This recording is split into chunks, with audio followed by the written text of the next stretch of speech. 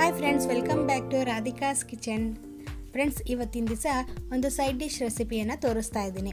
ಈ ತರಕಾರಿ ಅಂದ ತಕ್ಷಣ ಎಲ್ಲರೂ ಅಯ್ಯೋ ಇದು ಬೇಡ ನನಗೆ ಅಂತ ಹೇಳೋದೇ ಹೆಚ್ಚು. ಆದರೆ ಈ ತರಕಾರಿ ಆರೋಗ್ಯಕ್ಕೆ ಸಿಹಿ ಆದರೂ ತಿನ್ನೋದಕ್ಕೆ ಸ್ವಲ್ಪ ಕಹಿಯಾಗಿ ಇರುತ್ತೆ.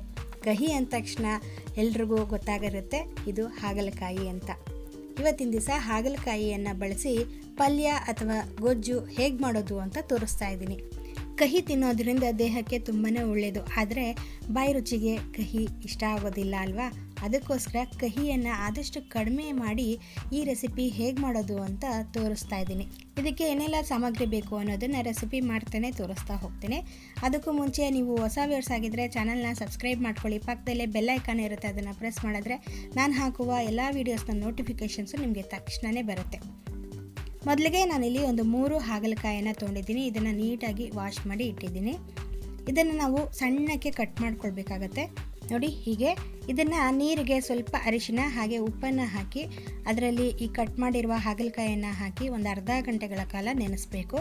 ಹೀಗೆ ಮಾಡೋದ್ರಿಂದ ಹಾಗಲಕಾಯಿಯನ್ನು ಕಹಿ ಎಲ್ಲ ನೀರಿಗೆ ಬಿಟ್ಕೊಂಡ್ಬಿಡುತ್ತೆ, ಕಹಿ ಅಂಶ ಕಡಿಮೆ ಆಗುತ್ತೆ.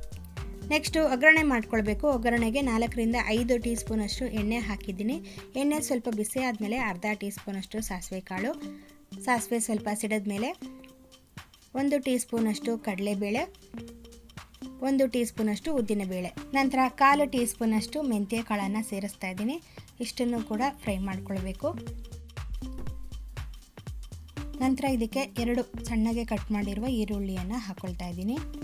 ಇದನ್ನು ಸಹ ಫ್ರೈ ಮಾಡ್ಕೊಳ್ಳೋಣ.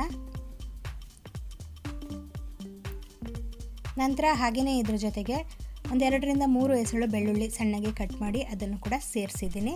ಇದನ್ನು ಸಹ ಫ್ರೈ ಮಾಡ್ಕೊಳ್ಳೋಣ.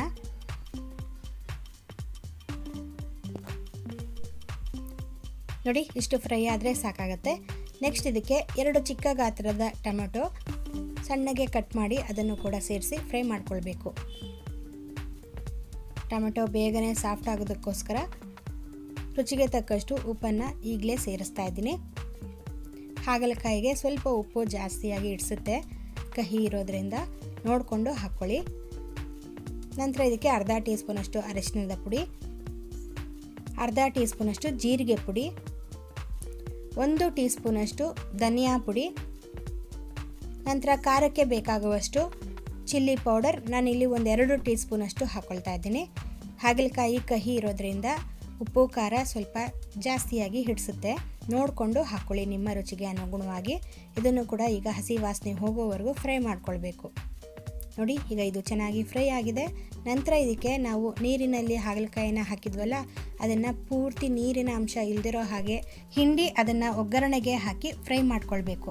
ಯಾಕೆ ಅಂದರೆ ಹಾಗಲಕಾಯಿನ ಕಹಿ ಅಂಶ ನೀರಿಗೆ ಚೆನ್ನಾಗಿ ಬಿಡುತ್ತೆ, ಆಗ ಕಹಿ ಆದಷ್ಟು ಕಡಿಮೆ ಆಗುತ್ತೆ. ನೋಡಿ, ಈಗ ಇದು ಫ್ರೈ ಆಗೋದಕ್ಕೆ 2 ನಿಮಿಷ ಮುಚ್ಚಿಡೋಣ.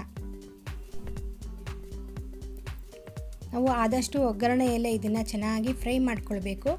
ಈಗ ಇದು ಫ್ರೈ ಆಗಿದೆ, ಅರ್ಧದಷ್ಟು ಬೆಂದಿದೆ ಕೂಡ. ನಂತರ ಇದಕ್ಕೆ 1 ನಿಂಬೆಹಣ್ಣಿನ ಗಾತ್ರದಷ್ಟು ಹುಣಸೆ ಹಣ್ಣನ್ನು ನೀಟಾಗಿ ಕಿವುಚಿ ಅದರ ರಸವನ್ನು ಸೇರಿಸ್ತಾ ಇದ್ದೀನಿ. ಹಾಗಲಕಾಯಿ ಕಹಿ ಇರೋದ್ರಿಂದ ಹುಳಿ ಅಂಶ ಜಾಸ್ತಿಯಾಗಿ ಹಿಡಿಸುತ್ತೆ. ಈಗ ಹಾಗಲಕಾಯಿ ಉಪ್ಪು ಖಾರ ಹುಳಿ ಜೊತೆಗೆ ಚೆನ್ನಾಗಿ ಸಾಫ್ಟಾಗಿ ಆಗಬೇಕು. ಅಲ್ಲಿ ತನಕ ಇದನ್ನು ಮುಚ್ಚಿಡೋಣ.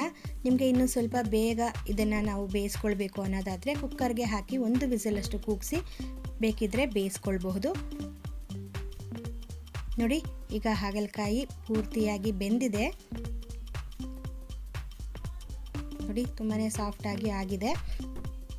ನಂತರ ಇದಕ್ಕೆ 3 ಟೀ ಸ್ಪೂನಷ್ಟು ಬೆಲ್ಲವನ್ನು ಸೇರಿಸ್ತಾ ಇದ್ದೀನಿ. ಉಪ್ಪು ಹುಳಿ ಖಾರದ ಜೊತೆ ಸ್ವಲ್ಪ ಸಿಹಿ ಇದ್ದರೆ ಕಹಿ ತುಂಬಾ ಕಡಿಮೆ ಆಗುತ್ತೆ.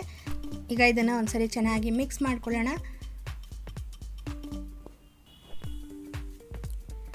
ನೆಕ್ಸ್ಟ್ ಇದಕ್ಕೆ 1 ಹಿಡಿಯಷ್ಟು ಕರಿಬೇವಿನ ಸೊಪ್ಪನ್ನು ಹಾಕ್ಕೊಳ್ತಾ ಇದ್ದೀನಿ. ಹಸಿ ಕರಿಬೇವಿನ ಸೊಪ್ಪು ಹಾಕಿದ್ರೆ ಚೆನ್ನಾಗಿರುತ್ತೆ. ಈಗ ಇದನ್ನು ಮಿಕ್ಸ್ ಮಾಡಿ 2ರಿಂದ 3 ನಿಮಿಷಗಳ ಕಾಲ ಸ್ವಲ್ಪ ಡ್ರೈ ಆಗೋದಕ್ಕೆ ಮುಚ್ಚಿಡೋಣ. ನಿಮಗೆ ಪೂರ್ತಿಯಾಗಿ ಡ್ರೈ ಆಗಬೇಕು ಅನ್ನೋದಾದರೂ ಕೂಡ ಮಾಡ್ಕೊಳ್ಬಹುದು. ಉಪ್ಪಿನಕಾಯಿ ಥರ ಕೂಡ ಡ್ರೈ ಮಾಡಿಕೊಂಡು ಇದನ್ನು ತುಂಬ ದಿನಗಳ ಕಾಲ ಫ್ರಿಜ್ನಲ್ಲಿಟ್ಟು ಸ್ಟೋರ್ ಮಾಡಬಹುದು. ನೋಡಿ, ಈಗ ಇದು ರೆಡಿಯಾಗಿದೆ. ನಮ್ಮ ಹಾಗಲಕಾಯಿ ಪಲ್ಯ ಅಥವಾ ಗೊಜ್ಜು ರೆಡಿಯಾಗಿದೆ. ನಾವಿದನ್ನು ಬಿಸಿ ಬಿಸಿ ಅನ್ನಕ್ಕೆ ತುಪ್ಪ ಹಾಕಿ ಸರ್ವ್ ಮಾಡ್ಬೋದು. ಹಾಗೆಯೇ ಚಪಾತಿ ಜೊತೆ ಕೂಡ ಇದನ್ನು ಸರ್ವ್ ಮಾಡ್ಬೋದು, ಚೆನ್ನಾಗಿರುತ್ತೆ. ಹಾಗೆಯೇ ಮೊಸರನ್ನದ ಜೊತೆ ಕೂಡ ಇದು ಒಳ್ಳೆ ಕಾಂಬಿನೇಷನ್ ಅಂತಲೇ ಹೇಳ್ಬೋದು. ಹಾಗಲಕಾಯಿ ಜ್ಯೂಸನ್ನು ನಾವು ಕುಡಿಯೋದ್ರಿಂದ ಡಯಾಬಿಟಿಕ್ನವ್ರಿಗೆ ಶುಗರ್ ಲೆವೆಲ್ಲು ಕಂಟ್ರೋಲಿಗೆ ಬರುತ್ತೆ. ಹಾಗೆಯೇ ಬ್ಲಡ್ ಪ್ಯೂರಿಫೈ ಆಗೋದಕ್ಕೂ ಕೂಡ ಇದು ಹೆಲ್ಪ್ ಮಾಡುತ್ತೆ. ಸ್ಕಿನ್ ಕೇರ್, ಹೇರ್ ಕೇರ್ಗೂ ಕೂಡ ಇದು ತುಂಬಾ ಒಳ್ಳೆಯದು. ತುಂಬಾ ಆರೋಗ್ಯಕರವಾದಂತಹ ಹಾಗಲಕಾಯಿಯನ್ನು ಬಳಸಿ ನಾವು ಟೇಸ್ಟಿಯಾದಂತಹ ರೆಸಿಪಿಗಳನ್ನು ಮಾಡ್ಕೊಳ್ಬಹುದು, ಕಹಿ ಇಲ್ಲದೆ ಇರೋ ಹಾಗೆ.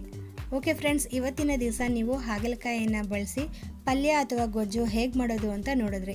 ತುಂಬಾ ಟೇಸ್ಟಿಯಾಗಿರುತ್ತೆ. ನೀವು ಸಹ ಒಂದ್ಸರಿ ಟ್ರೈ ಮಾಡಿ ನೋಡಿ, ನಿಮಗೂ ಸಹ ಇಷ್ಟ ಆಗುತ್ತೆ. ನಿಮಗೆ ಈ ರೆಸಿಪಿ ಇಷ್ಟ ಆಗಿದ್ದರೆ ಲೈಕ್ ಮಾಡಿ, ಶೇರ್ ಮಾಡಿ, ಹಾಗೆ ಕಮೆಂಟ್ ಮಾಡಿ ತಿಳಿಸಿ ನಿಮ್ಮ ಅಭಿಪ್ರಾಯವನ್ನು. ನಾನು ನೆಕ್ಸ್ಟ್ ರೆಸಿಪಿಯೊಂದಿಗೆ ಭೇಟಿ ಮಾಡ್ತೀನಿ. ಅಲ್ಲಿ ತನಕ ಬೈ ಫ್ರೆಂಡ್ಸ್.